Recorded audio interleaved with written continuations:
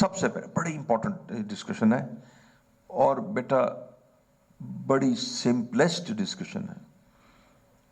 Simplest سے کیا مراد ہوتا ہے کہ سمپل وائی نہیں، مطلب why it is simple. This is the basics, these are the alphabets. یہ تو نورانی قاعدہ ہے، یہ تو ہمارا اسلام کا نورانی قاعدہ ہے. ایمان جو ہے وہ اسلام کا نورانی قاعدہ ہے. So it is the simplest. ٹھیک ہے، تو یہ سب سے آسان ترین چیز ہے. ٹھیک ہو گیا. اور بیٹا سب سے آسان ترین چیز ہے اور سب سے زیادہ ایسینشیل بھی ہے. ایسینشیل سب سے زیادہ اہم اور ضروری ہے. اور ایسینشیل کیوں ہے؟ قرآن سے ثابت کرتے ہیں. کوئی اس کو قرآن سے ثابت کر دے تو ہم پھر اس کے لیے دعا کریں. یہ جو ایمان ہے یہ سب سے زیادہ امپورٹنٹ بھی ہے، ایسینشیل ہے. ایسینشیل کیوں ہے؟ بڑی واضح پتہ ہے. قرآن کی ایک چھوٹی سی آیت ہے کہ جس کے بارے میں امام شافعی کہتے ہیں کہ اگر یہی آیت قرآن میں ہوتی تو اٹس سفیشینٹ، یعنی ہدایت کے لیے سفیشینٹ، ہدایت کے لیے کافی ہوتی ہے. وہ کون سی آیت ہے؟ اچھا ماشاءاللہ. تو اب آپ بتائیے.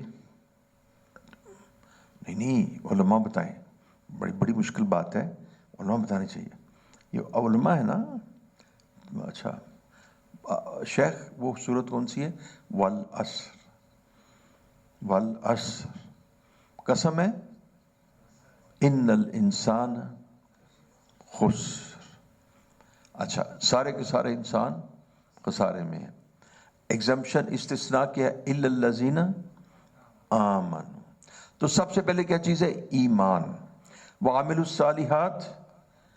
اچھا آپ مجھے بتائیے کہ عامل الصالحات بھی ہو، تواصوا بالحق بھی ہو، اور تواصوا بالصبر بھی ہو، لیکن الا الذین آمنوا نہ ہو تو کیا ہوگا؟ ساری چیزیں ریجیکٹ ہو جائیں گی. ساری چیزیں ریجیکٹ کیا مطلب ہوتا ہے؟ رد کر دی جائیں گی. پہلے کو رد کر دی جائیں. تو جو چیز رد ہو وہ کیا ہوتی ہے؟ وہ ضائع ہو جاتی ہے. ریجیکٹ ہو جائیں گی، رد ہو جائیں گی، ضائع ہو جائیں گی. اس کا معنی یہ ہوا کہ سب سے اہم جو رکن دین کا ہے وہ کیا ہے؟ ایمان.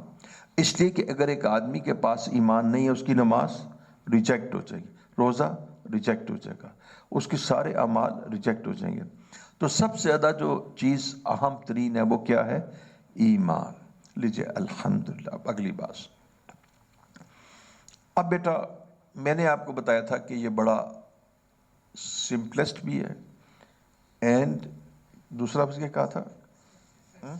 شابت ایسینشیل، لازم.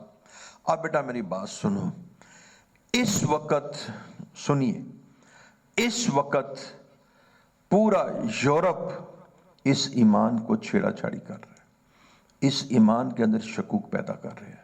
آپ کی یونیورسٹیز میں، آپ کے کالجز میں، آپ کے اسکولوں میں ایمان کے اوپر بحث کی جاتی ہے، ایمان کی شکل بدل دی جاتی ہے، ایمان کی چھیڑ چھاڑی کر دی جاتی ہے، تاکہ جب تمہارا ایمان ہی شک آلودہ ہوگا اور تم متذبذب ہوگے اور تذبذب میں مبتلا ہوگے تو اس کے بعد وعملوا الصالحات کی کوئی ویلیو رہے گی نہیں، وتواصوا بالحق وتواصوا بالصبر نہیں رہے گی. تو اس لیے سب سے اہم بھی ہوا، ایسینشیل بھی ہوا. ایسینشیل اور اہم میں فرق ہے. ایسینشیل ہے کہ اس کے بغیر کوئی عمل قبول ہوتا ہی نہیں. کفار کے اعمال قرآن نے کیا کہا ہے؟ ہبام منصورہ. کیا مطلب ہے ہوا منصورہ؟ ہوا میں تحلیل کر دی جائیں گے، بکھر جائیں گے. جو چیز ہوا میں بکھر جائے اس کا کوئی وزن ہوتا ہے؟ نہیں اس طرح. اور کیا کہا ہے کہ اور بتاؤ کہ یوم قیامت ان کا ہم کوئی وزن پڑھو، وزنا. اب بولو. اچھا چلیں میں ایسے آپ کو پریشان کر دیتا ہوں. جو حافظ خود نہیں نہ تو دوسروں کو پریشان کرتے. اچھا فرمایا روز قیامت ہم اس کا کوئی وزن نہیں ڈالیں گے, اس کا کوئی وزن. اور ٹھیک ہے, نضع الموازین القسط لیوم القیامہ, ہم روز قیامت وینگ بیلنسنگ ٹھیک ہے فار جسٹس ہاں قائم کریں گے. ہم روز قیامت اعمال کے لیے ترازو قائم کریں گے جس میں اعمال تولے جائیں گے اور کافر زیرو, اعمال کا وزن کوئی نہیں. اچھا کیوں اعمال کا وزن نہیں ہے بتاؤ تم؟ وہ دیکھو میں نے آپ کی پینٹی کر دینی ہے. کیوں کیوں ان کے اعمال کا وزن نہیں ہے؟ بیٹا تم پہلے کہو کہ ان کا ایمان نہیں ہے, چونکہ ایمان نہیں ہے لہذا ان کا عمل قبول نہیں ہوتا, اس کا وزن نہیں ہوتا. پہلے یہ کو نا دیکھو نا, تمہارے دماغ میں آنا چاہیے کہ ان کے اندر ایمان نہیں ہے لہذا ان کا کوئی عمل قبول نہیں ہوگا, وزن نہیں ہوگا. اچھا یہ ختم ہو گیا. اب ہم دوبارہ اس کو کلوز کرتے ہیں. ہم نے نا کوئی 90% اپنا سبجیکٹ پورا کر لیا.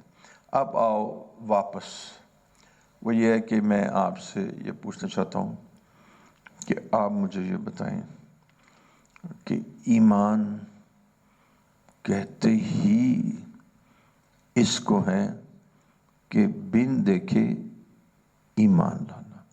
تو وہ جو بچے نے ایکسیڈنٹ دیکھا تھا اس کے لیے ایمان کا لفظ آبزرویشن. آبزرویشن کسے کہتے ہیں؟ مشاہدے کو. مشاہدہ کس طرح ہوتا ہے؟ آنکھوں سے. اور ایمان کیا ہے؟ بن دیکھے, بن دیکھے ایمان لانا. یہ ایک چیپٹر کلوز ہو گیا. اب 2 چیپٹر رہ گئے چھوٹے چھوٹے, 2-3 منٹ کے. اچھا بیٹا دیکھو, جو آدمی ریلائبل نہ ہو تم اس کی بات کا یقین کرتے ہو؟ نہیں کرتے. تو بات کا یقین کرنے کے لیے کس چیز کی ضرورت ہوتی ہے؟ ریلائبلٹی, کہ بھئی وہ سچا ہو, وہ صادق ہو, وہ امین ہو, زندگی میں کبھی سے جھوٹ نہ بولا ہو, تم نے اس کو دیکھا ہو, وہ تمہارا ہمسایہ ہو, اس نے زندگی تمہارے ساتھ گزاری ہو, تم اس کے کریکٹر کو جانتے ہو, زندگی میں کبھی اس نے جھوٹ نہ بولا ہو.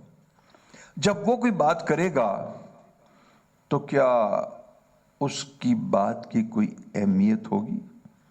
جی بولیے نا. ہوگی. وہ کیا اہمیت ہوگی؟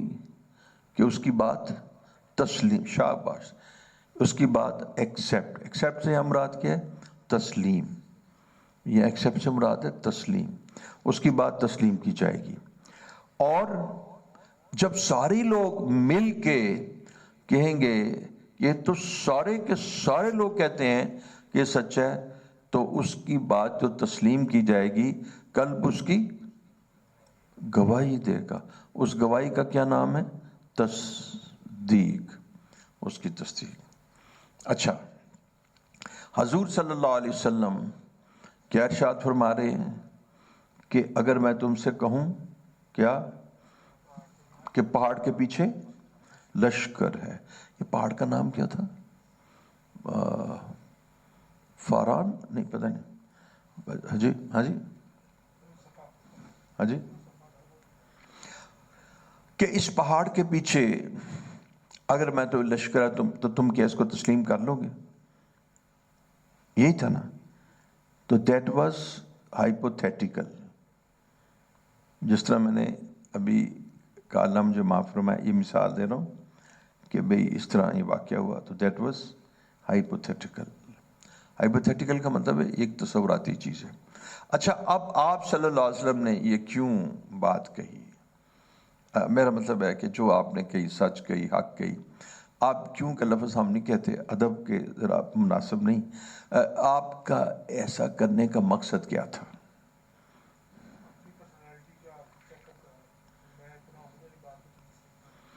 کہ میں نے تمہارے ساتھ زندگی گزاری ہے.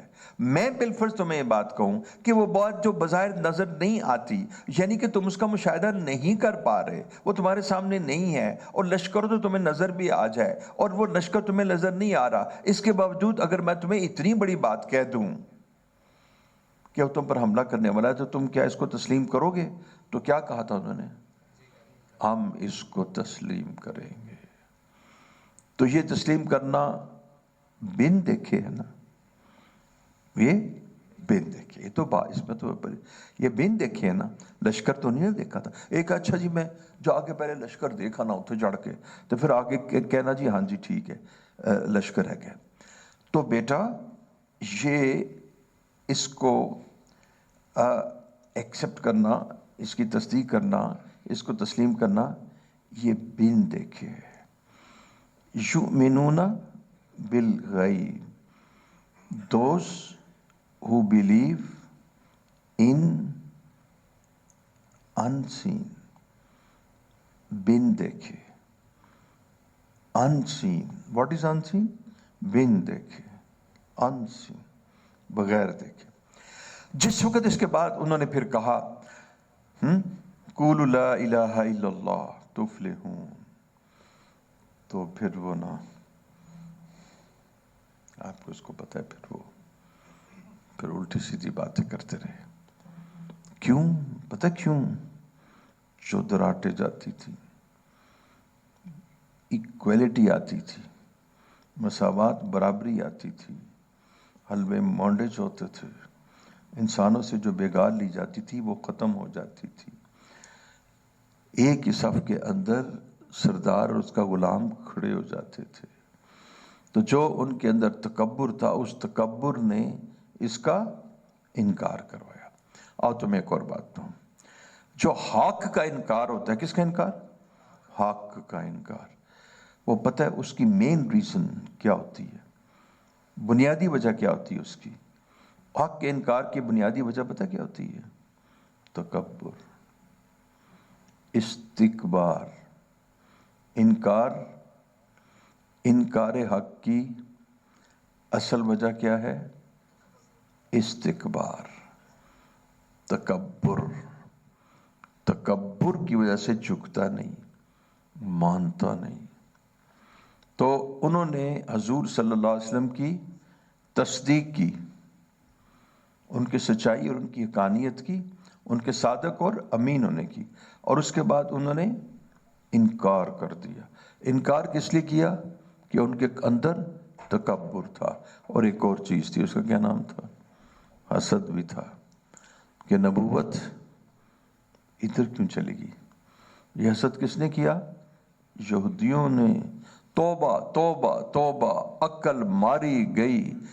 ہاں جی دیکھو بیٹا, تم, ایک انٹرسٹنگ بات ہے, تمہارے پاس مال ہے, اور کچھ لوگوں کے پاس تم سے بھی زیادہ مال ہے, اور ان کے پاس ان سے بھی زیادہ مال ہے.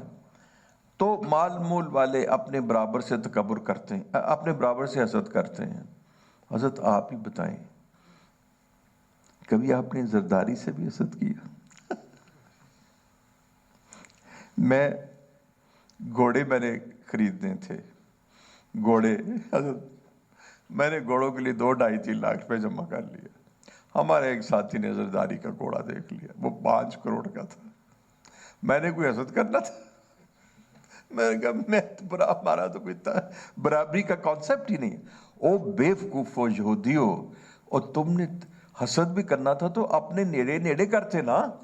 تم نے رسول اللہ صلی اللہ علیہ وسلم سے حسد کیا, تباہ ہو گئے, برباد ہو گئے. یہ ان کا حال ہے یہودیوں کا. بیٹا یہ پیارے طارق جی, یہ یہودیوں سے حسد کرتے تھے. سوری پیارے طارق جی, یہ حضور صلی اللہ علیہ وسلم سے حسد کرتے تھے, تمہیں چھوڑیں گے؟ انہوں نے تو حضور صلی اللہ علیہ وسلم کو نہیں چھوڑا. یہ حضور سے حسد کرتے تھے. تمہاری خوشحالی کو دیکھ سکتے ہیں, تمہارے سی پیک کو دیکھ سکتے ہیں, تمہاری سڑکوں کو دیکھ سکتے ہیں, تمہاری کلٹیویشن, تمہاری گندم اور تمہاری ترقی کو دیکھ سکتے ہیں. تو حسد سے مر جائیں, قرآن میں بھی ذکر ہے اس کا. تو بیٹا پھر وہ ایمان نہیں لائے. تو ہم آپ کو ایک بات بیان کرنا چاہتے ہیں, آخری پیراگراف, وہ یہ ہے کہ ایمان کہتے ہیں بن دیکھے ایمان لانا. اچھا بیٹا, اب آخری پیراگراف میں یہ ہے کہ رات قیام ہے, قیام ہے رات. مل کے جائیے. اچھا یہ آخری پیراگراف بیٹا یہ ہے کہ اب یہ بتائیے کہ ایمان کہتے ہیں بن دیکھے ایمان لانا. اب دیکھیے ایمان کی جو اصل ٹھیٹ اوریجنل جو ڈیفینیشن تعریف ہے وہ کیا ہے؟ ایمان کی اصل بنیادی اوریجنل ٹھیٹ فقہا، علماء، صلحاء، مفسرین، محدثین کے نزدیک جو تعریف ہے وہ کیا ہے؟ ایمان لانا. 2 منٹ صرف دے دوں گا، آپ مجھے اس کا جواب دے دو. وہ اونچا بولو. بہت اچھا جواب دیا. اچھا اب میں بتاتا ہوں. میں تھوڑا سا نا آپ کو ٹیکنیکلی ہے آپ کو بتانا چاہتا ہوں. تو ارتضا ایمان کہتے ہیں کسی شخص پر ایمان لانا. ایمان کہتے ہیں کسی شخص پر ایمان لانا. ایمان کس کو کہتے ہیں؟ کسی شخص پر ایمان لانا، کسی انسان پر ایمان لانا. اور وہ انسان کہ جس کے علوم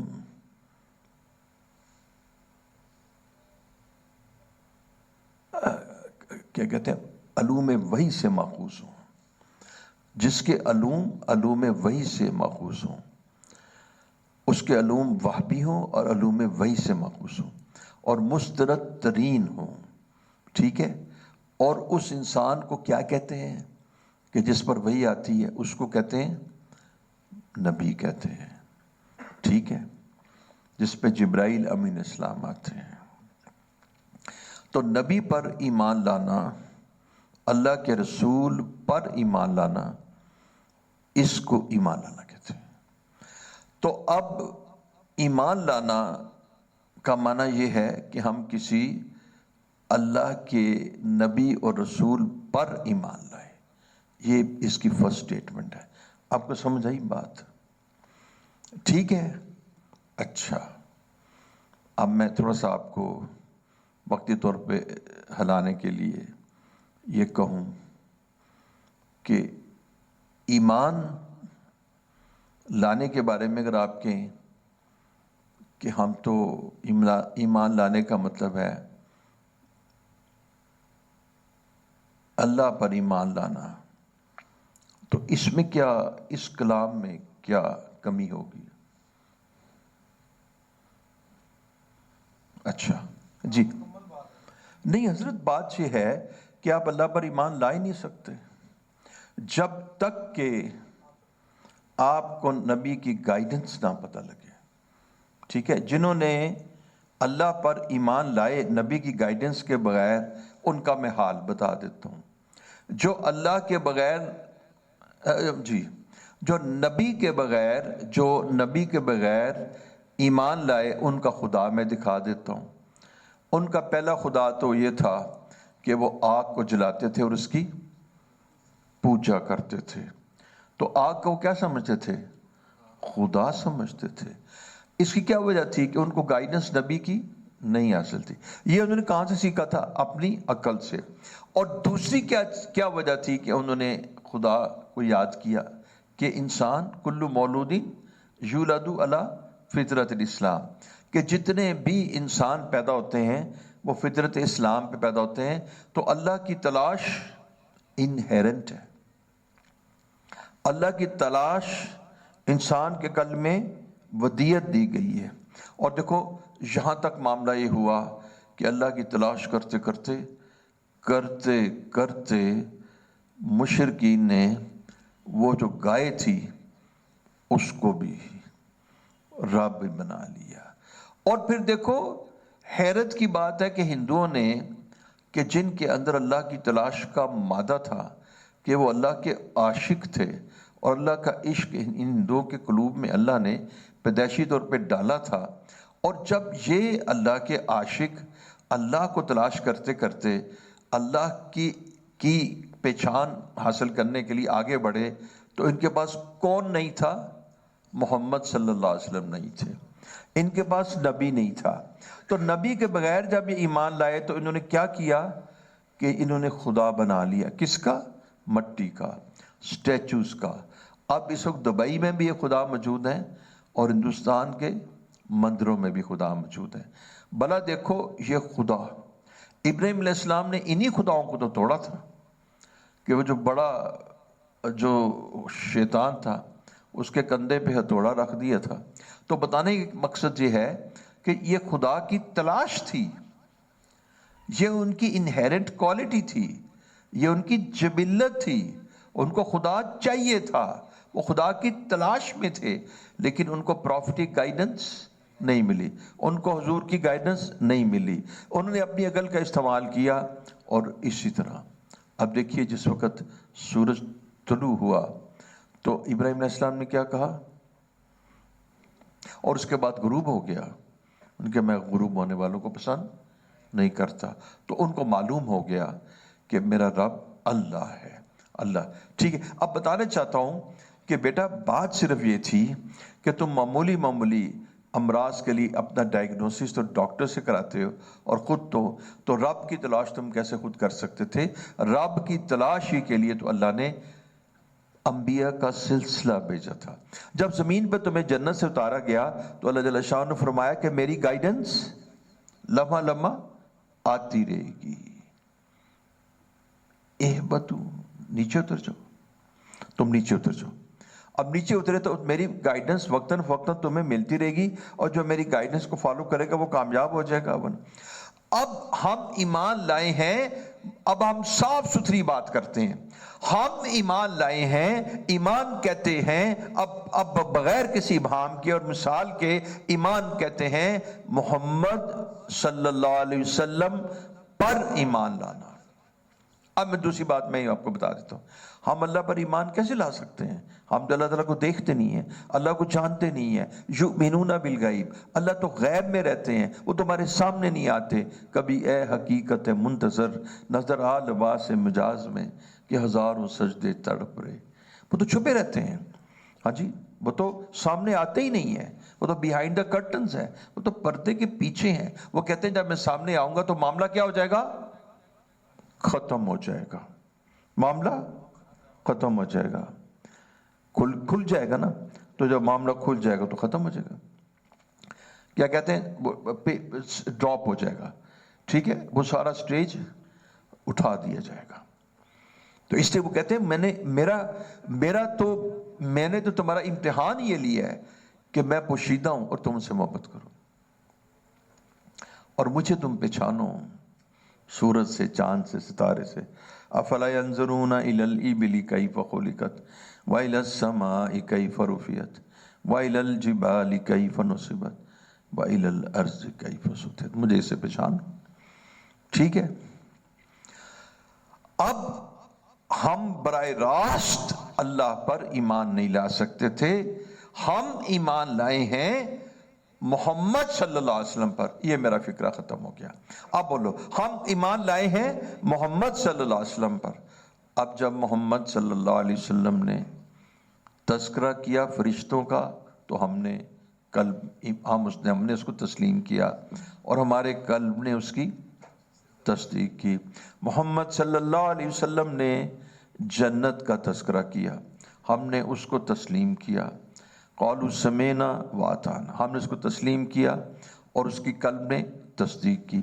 محمد صلی اللہ علیہ وسلم نے فرشتوں کا، جنت کا، پل صراط کا، مغیبات کا، the things which are unknown, unseen، جو چھپی ہوئی چیزیں ہیں، محمد صلی اللہ علیہ وسلم نے مغیبات کا تذکرہ کیا، اور وہ تذکرہ کرتے چلے گئے، ہم تسلیم کرتے چلے گئے، ہمارے قلب تصدیق کرتے چلے گئے، ہمارا قلب ایمان سے بھر گیا۔ تو محمد صلی اللہ علیہ وسلم جس چیز کا تذکرہ کرتے رہے، محمد صلی اللہ علیہ وسلم نے ارشاد فرمایا کہ قبر کو مٹی کا ڈھیر نہ سمجھو، یہ جنت کا باغ، جہنم کا گڑھا۔ ہمارا قلب تصدیق کرتا رہا، بن دیکھے تسلیم کرتا رہا۔ ہم نے پولیس رات کو نہیں دیکھا، ہم نے تصدیق کی۔ ہم نے فرشتوں کو نہیں دیکھا، ہم نے تصدیق کی۔ تو ایمان کہتے ہیں بغیر دیکھے، بغیر دلیل کے، بغیر لاجک کے، بغیر مشاہد کے، رسول اللہ صلی اللہ علیہ وسلم کی بات پر، قول پر، افعال پر، کلام پر، عادات شریفہ پر، ان کے اعمال پر یقین لانا، اس طرح کہ اس کو حق سمجھنا، اس کو عین حق سمجھنا۔ لہٰذا ہمارے صحابہ کا حال کیا ہو گیا کہ حضرت علی رضی اللہ تعالیٰ عنہ فرماتے ہیں کہ اب میں اپنی طرف سے چند بات، حضور صلی اللہ علیہ وسلم نے جنت اور دوزخ کو بیان کیا، ہم نے اس کے اوپر بینی ایمان لے آئے، یقین لے آئے۔ ہم نے ان کو آنکھوں سے نہیں دیکھا، حضور کی زبان کو سن کر ہمارا ایمان اور یقین اتنا پختہ ہوا کہ اگر ہم جنت اور دوزخ کو اپنی آنکھوں سے دیکھ لیتے تو ہمارے ایمان میں اضافہ نہ ہوتا۔ اضافہ کس چیز میں ہوتا ہے؟ جس میں کمی ہوتی ہے۔ جب وہ تھا ہی مکمل تو اس میں اضافہ کیا ہوتا؟ اس لیے ایک دلیل اور دیتے ہیں کہ ہماری آنکھیں تو غلط دیکھ سکتی تھیں، حضور صلی اللہ علیہ وسلم کی مبارک زبان تو ناممکن ہے کہ غلط کچھ اشارہ فرماتی۔ تو اس لیے ہم نے رسول اللہ صلی اللہ علیہ وسلم کی مبارک زبان پر ایمان لا کر جنت اور دوزخ کا جو نقشہ بنا لیا، اگر ہم اس کو دیکھ لیں تو نقشہ بالکل ویسے ہی ہے جیسے بنا، تو جب دیکھ بھی لیں تو ہمارے ایمان میں کوئی اضافہ نہ ہو۔ ٹھیک ہے، اس کا معنی کیا ہوا کہ اس جو ایمان ہے وہ رسول اللہ صلی اللہ علیہ وسلم کی بات پر ایمان لانا ہے، ان کے کلام پر ایمان لانا ہے، ان کے قول اور حدیث پر ایمان لانا ہے۔ ٹھیک ہے، اور انہوں نے یعنی جس چیز سے منع کیا اس پر ایمان لانا ہے، اور جس کو کرنے کا حکم دیا اس پر ایمان لانا ہے۔ تو ایمان کہتے ہیں رسول اللہ صلی اللہ علیہ وسلم پر ایمان لانا۔ اب اگلا چیپٹر چھوٹا سا اور، اب حضور صلی اللہ علیہ وسلم نے اللہ جل شانہ کا تعارف قرانا شروع کر دیا، ہم نے ویسا ہی اللہ کو سمجھنا شروع کر دیا۔ جتنا قد اور جتنی عظمت اور جتنی کبریائی اللہ جل شانہ نے نہیں، جتنی کبریائی حضور صلی اللہ علیہ وسلم نے اللہ جل شانہ کی بیان کی، جتنا قد، جتنی اونچائی اور جتنی قدرت اور جتنی کبریائی رسول اللہ صلی اللہ علیہ وسلم نے اللہ جل شانہ کی بیان کی، ہم نے اتنی کبریائی، اتنی اونچائی، اتنا ہی قد، اتنی قدرت اپنے دل و دماغ میں۔ ہمیں حضور نے فرمایا کہ رزق کون دیتا ہے؟ ہمیں حضور نے فرمایا رزق اللہ دیتا ہے۔ ہم نے اس کے بعد کچھ نہیں سوچنا، کوئی دلیل نہیں لینی، کوئی لاجک نہیں۔ حضور کے ارشاد پر ہم ایمان لائے کہ اللہ رازقن، اللہ رازق ہے۔ ہمیں حضور صلی اللہ علیہ وسلم نے ارشاد فرمایا کہ ہماری تخلیق کس نے کی؟ انہوں نے فرمایا کہ اللہ خالقن، اللہ خالق ہے، ہم مخلوق ہیں، وہ رازق ہے اور ہم مرزوق ہیں۔ اللہ جل شانہ کے بارے میں حضور صلی اللہ علیہ وسلم پتہ دیتے ہی گئے، بیان فرماتے ہی گئے، اللہ کا حال کھولتے ہی گئے، اللہ کی قدرت کو بیان کرتے رہے۔ ان اللہ علی کل شیء قدیر، ہم اس پر یقین لاتے ہی گئے، ہم اس پر تصدیق کرتے ہی گئے، اور اللہ جل شانہ کی ذات کے بارے میں ہمارے قلب میں اور ہمارے دماغ میں وہی جو حضور نے بیان کیا، وہی نقشہ، وہی یقین، وہی ایمان، وہی سما بند گیا۔ اسی کو ایمان کہتے ہیں۔ اور ہم اللہ پر ایمان لائے کس وجہ سے؟ کہ رسول اللہ صلی اللہ علیہ وسلم نے بیان فرمایا اور ہم نے اللہ کو پہچانا۔ تو ہم نے اللہ کی معرفت پہلے حاصل نہیں کی، اس لیے ہمارے پیارے پیارے بریلوی دوست کہتے ہیں کہ پہلا عشق کس کے ساتھ ہے؟ محمد صلی اللہ علیہ وسلم کے ساتھ، اور پھر عشق کس کے ساتھ ہے؟ اللہ کے ساتھ۔ تو پہلے عشق محمد صلی اللہ علیہ وسلم کے ساتھ ہے، کیونکہ محمد ہمیں اللہ کا تعارف نہ کراتے تو ہم اللہ کو پہچان نہ سکتے، اور اگر خود سے پہچانتے تو کبھی سجدے سورج کو کرتے اور کبھی آگ کو اور کبھی مورتیوں کو۔ اللہ کا احسان کہ ہمیں حضور صلی اللہ علیہ وسلم، اللہ جل شانہ نے ہمارے پہ احسان کیا کہ ہم پہ ایک نبی بھیجا، یتلو علیہم آیاتی، کہ جو قرآن کی آیتیں پڑھتے ہیں، جو تعلیم القرآن دیتے ہیں، حکمت و تزکیہ سکھلاتے ہیں۔ تو بیٹا ایمان کہتے ہیں رسول اللہ صلی اللہ علیہ وسلم کی بات پر بغیر دلیل، بغیر دیکھے، بغیر لاجک اور منطق کے اور بغیر سمجھے بین ہی یقین لے آنا اور قلب سے اس کی تصدیق کرنا، جیسے کہ رسول اللہ صلی اللہ علیہ وسلم نے بیان فرمایا ہے۔ وآخر دعوانا ان الحمد للہ رب العالمین۔